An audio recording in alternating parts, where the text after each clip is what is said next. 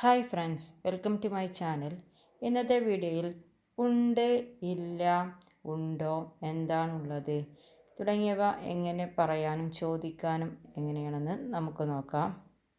For example, എനിക്കൊരു പേന ഉണ്ട്, എനിക്കൊരു പേന ഇല്ല, നിനക്കൊരു പേന ഉണ്ടോ, നിനക്ക് ഏത് കളർ പേനയാണ് ഉള്ളത്. ഇതൊക്കെ നമുക്ക് എങ്ങനെ പറയാമെന്നതാണ് ഇന്നത്തെ ക്ലാസ്സിൽ ചർച്ച ചെയ്യുന്നത്. നമുക്ക് നേരെ ക്ലാസ്സിലേക്ക് കിടക്കാം. ഫസ്റ്റ് നമുക്ക് ഒരു സാധനം ഉണ്ട് എന്നത് എങ്ങനെ പറയാൻ നോക്കാം.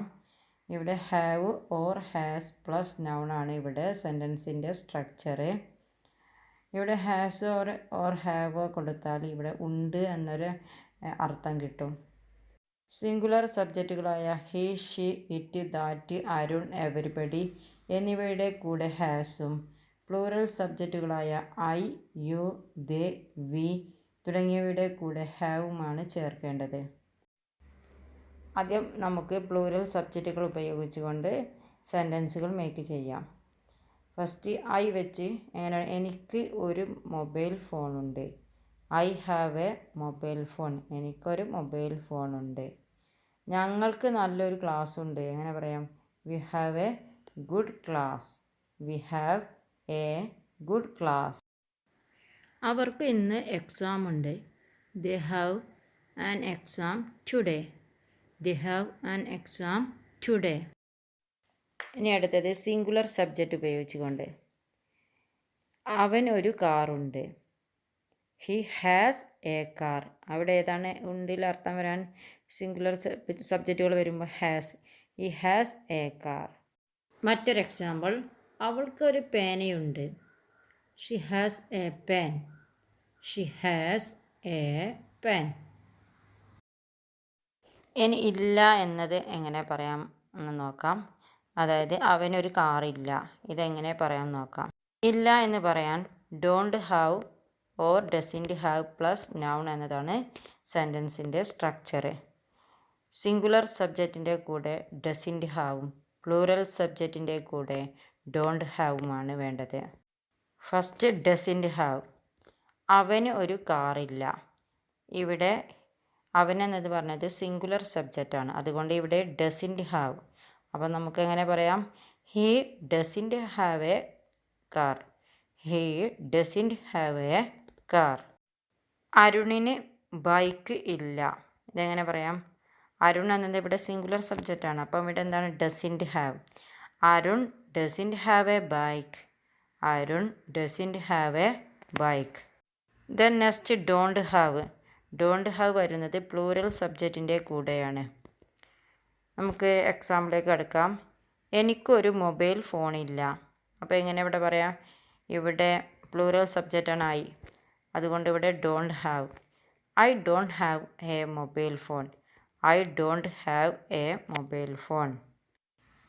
അടുത്തൊരു എക്സാമ്പിൾ, ഞങ്ങൾക്ക് നല്ലൊരു ക്ലാസ് ഇല്ല. We don't have a good class. We don't have a good class. ഇനി അടുത്തത് ഉണ്ടോ, അവനൊരു കാറുണ്ടോ, ഇതൊക്കെ എങ്ങനെ ചോദിക്കാം?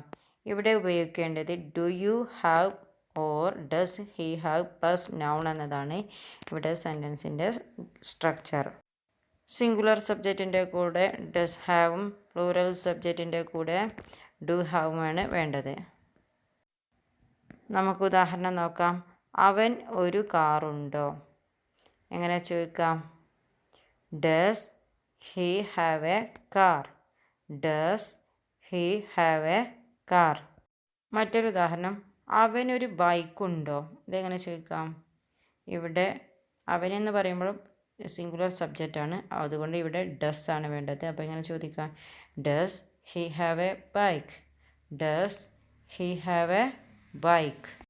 ഇനി പ്ലൂറൽ സബ്ജക്റ്റ് വരുമ്പോൾ, നിനക്കൊരു മൊബൈൽ ഫോണുണ്ടോ. ഇവിടെ നിനക്ക് യു എന്നത് എന്താണ്? പ്ലൂറൽ സബ്ജക്റ്റാണ്, അതുകൊണ്ട് ഇവിടെ ഡു ആണ് വേണ്ടത്. അപ്പോൾ നമുക്കെങ്ങനെ ചോദിക്കാം? Do you have a mobile phone. Do you have a mobile phone. മറ്റൊരു ഉദാഹരണം, നിനക്ക് ഇന്ന് ക്ലാസ് ഉണ്ടോ. Do you have class today. Do you have class today. Next WH questions ഹാവും ഹാസും വെച്ച് എങ്ങനെ ചോദിക്കാമെന്ന് നമുക്ക് നോക്കാം. ഇന്ന് എപ്പോഴാണ് നിനക്ക് ക്ലാസ് ഉള്ളത്? ഇവിടെ എപ്പോഴുള്ളതിന് വെൻ ആണ് വേണ്ടത്. When do you have class today? When do you have class today?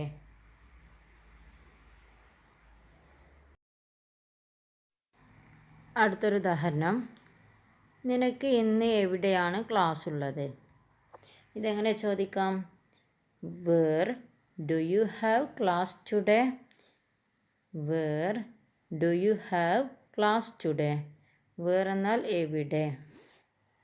ഇന്നത്തെ ക്ലാസ്സിൽ പഠിച്ചത് ഹാവ്, ഹാസ് എന്നിവ ഉപയോഗിച്ചുകൊണ്ട് ഉണ്ട്, ഇല്ല, ഉണ്ടോ, എന്താണ് ഉള്ളത് എന്നിവ എങ്ങനെ ചോദിക്കാമെന്നും പറയാമെന്നും എന്നുള്ളതാണ് ഇന്നത്തെ ക്ലാസ്സിൽ നാം പഠിച്ചത്.